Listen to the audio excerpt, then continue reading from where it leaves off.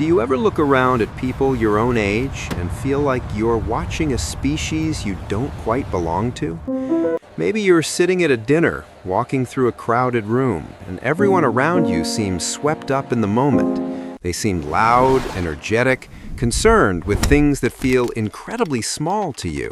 Yet you feel strangely and utterly distant. It's not that you think you're better than them, and it is certainly not arrogance, but rather a kind of heaviness. It is the distinct feeling that you have lived 100 lifetimes before you have even reached your own 20s. You find yourself exhausted by the drama that fuels everyone else, while you crave silence the way others crave excitement. When you look in the mirror, the face staring back at you matches the date on your own birth certificate, but the mind behind the eyes feels ancient, like a time traveler who is stuck in the absolute wrong era. If you have ever felt like an observer in your own generation, I want you to know something very important.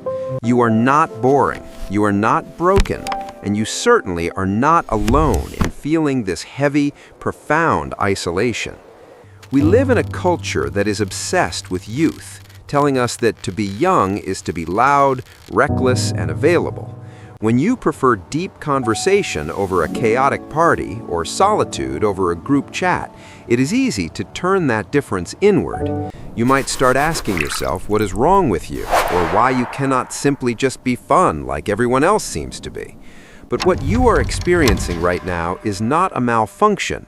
It is simply a fundamental difference in how you process the world. You are not lacking energy. You are simply selective about where you spend it, conserving your resources for things that truly matter. While the world around you runs on surface-level electricity, you are operating on a completely different grid that demands much deeper power. Psychologists often refer to this specific emotional mismatch as asynchronous development, a term we usually hear regarding gifted children and their growth. It simply means that your internal timeline did not sync up with your physical timeline, creating a unique gap in your experience. While your peers were learning how to navigate the external world of popularity and trends, your brain was prioritizing the internal world. It was prioritizing insight, empathy, and pattern recognition, digging a deep well while others were busy building a wide network of shallow connections. But why does this happen, where one person becomes the life of the party while you grew up to be the old soul? To understand this difference, we must look closely at your nervous system, which is likely highly tuned to the environment around you. You do not just see things, you feel the subtext of a room the moment you walk in, creating an accelerated maturity. When you absorb more information than everyone else, sensing unspoken sadness or hidden tension, you are forced to grow up emotionally. You cannot afford to be petty or reckless because you vividly feel the consequences of actions long before they ever happen. This often traces back to childhood patterns, where many people who feel ancient were children who had to be adults too soon.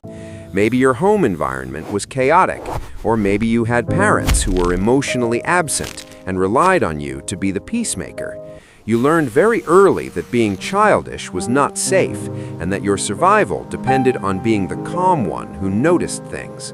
You became the therapist for your friends and the mediator for your family, learning that survival depended entirely on being the stabilizer. And while that protected you then, it left you with a lingering side effect today, an inability to just let go and be young. Stop apologizing for your depth. You possess a quiet power, seeing through masks and anchoring others while building a life of meaning. You are not behind. If this quiet corner resonates with you, subscribe and join us here, where you are finally safe.